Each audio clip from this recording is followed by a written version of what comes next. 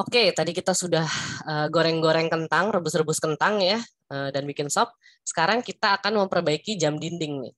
Keadaan awal, lagi-lagi kita mulai dari start ya nih ya. Keadaan awalnya, jam dinding ya tidak menunjukkan waktu yang tepat.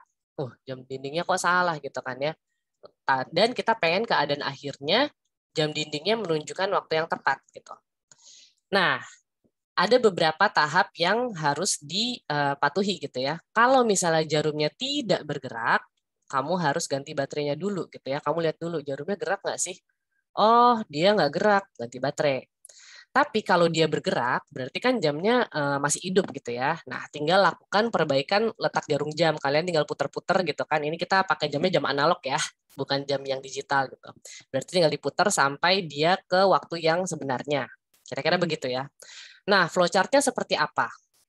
Nah, sekarang nih, kalau misalnya kita pakai flowchart ini, katakan jarumnya bergerak atau enggak, gitu kan? Kita mulai jarumnya bergerak enggak? Iya, bergerak. Oke, berarti langsung perbaiki jarum panjang dan pendek pada lokasi yang tepat, selesai. Nah, terus habis itu, kalau misalnya jarumnya bergerak atau enggak, ganti baterai baru, selesai. Menurut kalian ada nggak sih yang salah dengan langkah-langkah ini, gitu kan ya? Ada nggak? Ada yang salah nggak? Nanti kita akan bahas pada sesi diskusi ya. Nah, sekarang ada solusi lain nih. Kita mulai dulu jarumnya bergerak atau enggak. Kalau iya, perbaiki jarumnya, habis itu selesai. Habis itu, solusi kedua, misalnya dia mulai jarumnya nggak gerak nih, ganti baterai, habis itu perbaikin jarum yang panjang yang pendek, habis itu selesai. Nah, kira-kira solusi mana yang lebih tepat? Solusi 1 atau solusi 2? Nanti kita akan bahas. Nah, sekarang ada persoalan baru nih. Gimana jika ternyata setelah 2 hari jam kembali tidak tepat gitu. Jadi kayak 2 hari kemudian, loh, kok perasaan kemarin udah bener, sekarang kok nggak beres lagi nih, ada apa ini? Flowchart-nya kira-kira seperti apa? Nah, kita berkembang lagi nih, kita mikir lagi nih sebagai manusia. Ada akhirnya flowchart ketiga gitu. Jadi dari mulai gitu ya, jarumnya kita bikin nggak bergerak ya, misalnya nggak bergerak, ganti baterai baru, set. Habis itu perbaiki jarum panjang dan pendek pada lokasi yang tepat, udah benar. Habis itu kita masuk ke proses yang baru nih, kita taruh. Periksa jam 2 hari setelahnya, gitulah ya. Sorry. Jadi kita periksa jamnya, 2 hari setelah kamu perbaiki, nah jamnya masih tepat waktu nggak? Kalau misalnya enggak, berarti ulang lagi dari sini, ganti baterai baru. Siapa tahu baterainya soak gitu kan ya. Baterai yang kamu pakai itu ternyata udah mau habis dayanya, kamu buang itu baterai, kamu pakai baterai baru.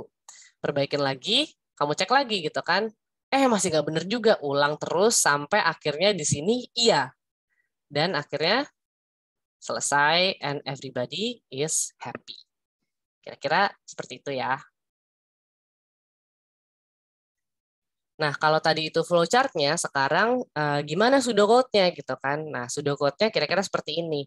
Kalau misalnya kalian mau mulai nulis program gitu kan, paling enggak pseudocode-nya, kalau ya, lagi-lagi if jarum bergerak, kalau misalnya dia itu tidak, then ganti baterai baru. Ini kita bandingin langsung ya, if jarum bergerak, kalau misalnya kondisinya adalah tidak, then ganti baterai baru. Jadi, ini saya hapus-hapus coret-coretan saya. If jarum bergerak, jawabannya tidak, then ganti baterai baru. Gitu ya. Lalu di titik ini jarum jamnya sudah pasti bergerak misalnya ya, berarti udah di titik sini gitu kan.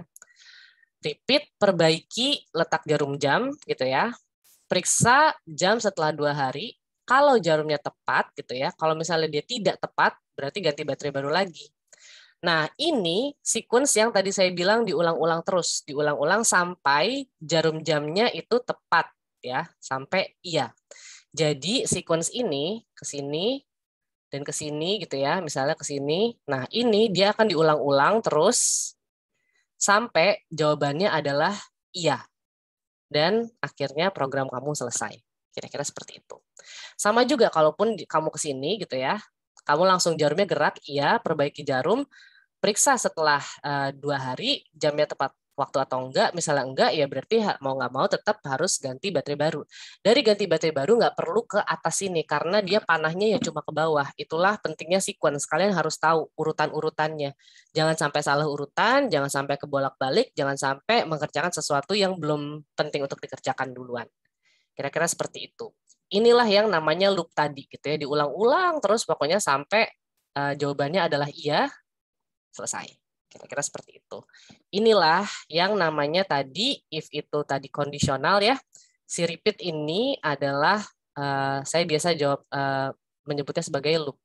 Gitu ya. Loop sampai dengan ini. Kira-kira seperti itu.